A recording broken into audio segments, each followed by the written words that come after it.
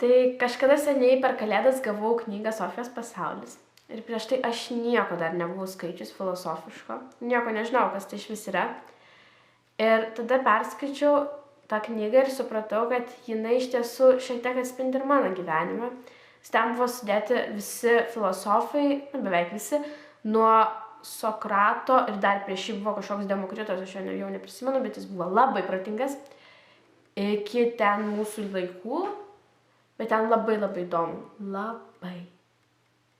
Vieną kartą aš mąsčiau ir daug primaščiau ir pagalvojau, kad pasaulis iš kiekvieno kampo vis kitoks. Ir dėl to mes negalim iki galo jo suprasti.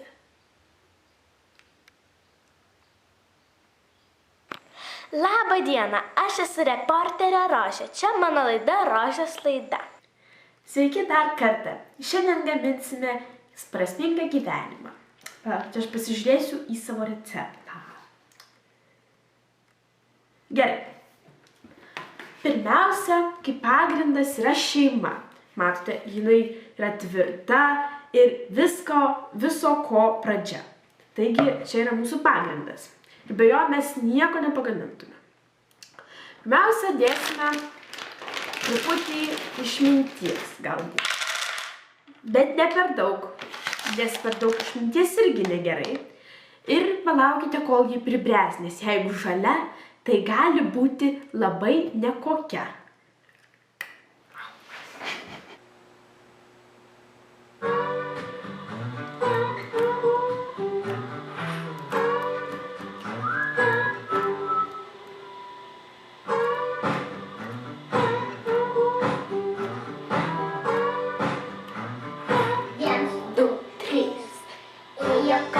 Ėjo voras, Petras buvo, bet nestoras. Ir įkišo savo ilgą koją į kito voro teritoriją. Ėjo kartą, ėjo voras, Petras buvo, bet nestoras. Ir įkišo savo ilgą koją į kito voro teritoriją.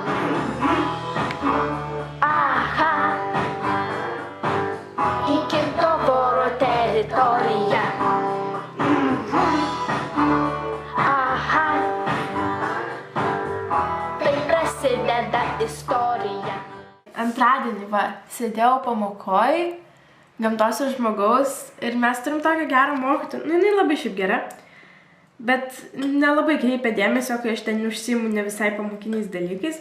Aš ten pyniaus plaukus pirmą. Tada, man atrodo, karpiausi plaukus, jeigu gerai prisimenu. Tiesiog, aš randu ten išsišakojusių dalykų, reikia jos nukirpti. Man visi aišku priekaištavo dėl to, bet man nesvarbu. Tada valiau akinius, vėl karpiausi plaukus, varčiau vadovėlį, man atrodo. Ir dar neprisimenu, ką aš ten dariau. Žodžiu, visokias nesąmonės ir šiaip ten su visais plėpėjau ir visa kita.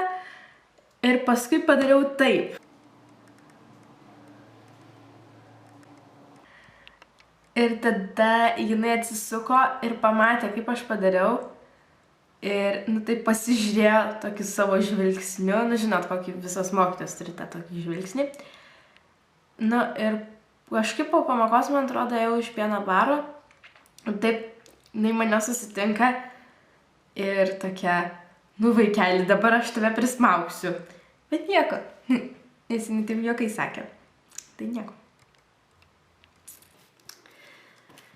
Žinoma, kaip jau sakiau, kai kurie labai mėgsta saldžiai. Bet, nežinau, kartais ir ašarų būna. Atsiprašau. Išjunk kamerą, išjungs.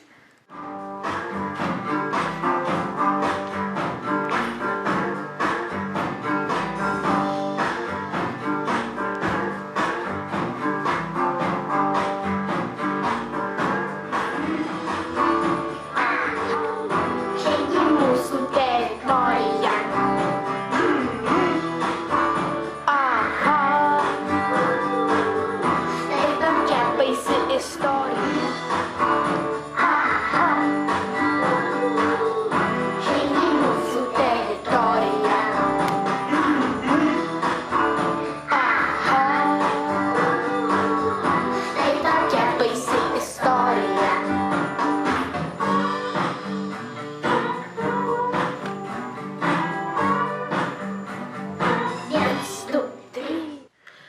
Palaukite, man reikia pasitikslinti, ką sakė Sokratas.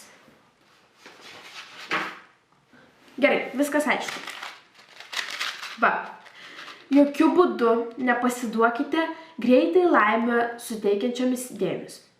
Taip jie sako, bet iš tiesų jūs nieko nesuteikia. Jūs skonis šlykštus ir tikrai nerizikuokite, nes gyvenimas bus blogas. Sakau, tikrai žinau, ragavau. Dabar mūsų svarbiausias dalykas – meilė. Jos dėkite daug negailėdami, nes kuo daugiau, tuo geriau. Va, matot, kokia jinai rubuilė, skani ir jinai papuoš mūsų patiekalą. Dedam daug. O dabar viską reikia pagaminti. Bet man nesvarbu, ką apie mane kiti pagalvos. Svarbiausia būti savimi.